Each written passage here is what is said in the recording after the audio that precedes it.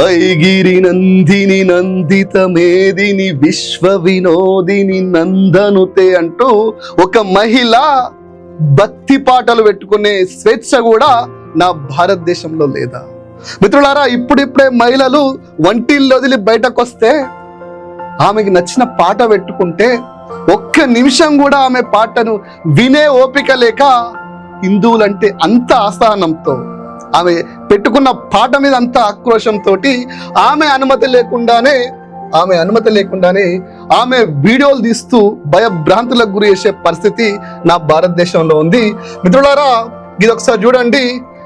Kamareddy SP office నుంచి వచ్చిన పత్రికా ప్రకటన.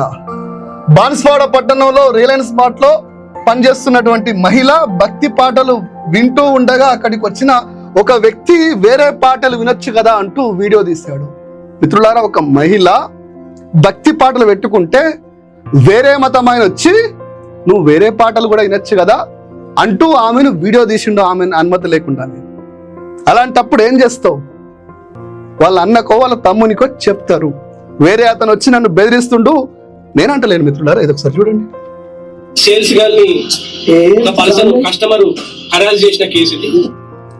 కస్టమర్ వచ్చి నీకు నచ్చితే పాటిను, లేకపోతే వెళ్ళిపో, నువ్వు ఈ పాట కాదు వేరే పాట పెట్టుకో అని చెప్పేసి ఆమెను హరాస్ చేస్తే, ఆమె వాళ్ళ అన్నయ్య చెప్తే వాళ్ళ అన్న ఇద్దరు ముగ్గురు వచ్చి ఏదైనా జరగచ్చు, అది పోలీస్ పరిధిలో ఉంది, పోలీసు వాళ్ళు చూసుకోవాలి.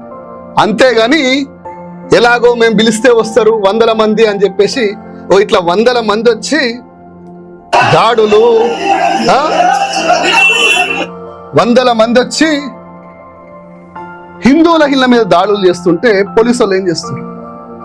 అసలు తెలంగాణలో ఏం నడుస్తుంది? దేశంలో ఇంత అసహనం ఎందుకు వస్తుంది? అంటే మేం చేస్తామన్నా నడుస్తుంది అనే ఉన్మాద స్థితిలో ఉన్నటువంటి ఆ ఉన్మాదుల వల్ల ఆ పార్టీలకే కానీ వాళ్ళ కమ్యూనిటీకే కానీ ఎటువంటి ఉపయోగం ఉండదు. మిత్రులారా, ఒకసారి ఆలోచన చేయండి.